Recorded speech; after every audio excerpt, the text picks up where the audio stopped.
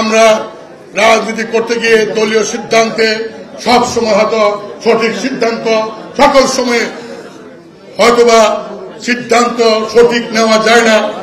আমরা বিগত অনেকগুলো নির্বাচন করেছি, অনেক সময় অনেকে আমাদেরকে বিভিন্ন ভাবে কটূক্তি করেন, বিভিন্ন দলের সহযোগী বা সহযোগী হিসাবে আমাদেরকে আখ্যায়িত করেন।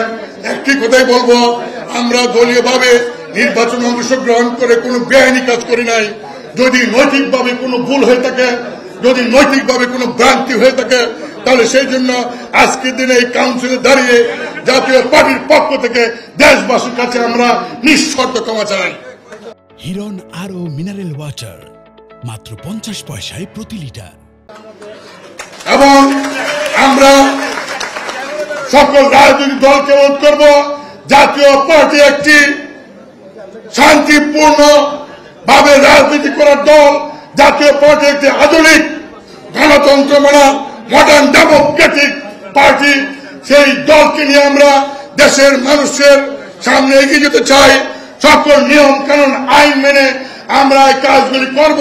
সেই জন্য বাংলাদেশ সকল রাজনৈতিক দল, সরকার সহ সবার কাছ থেকে সহযোগিতা চেয়ে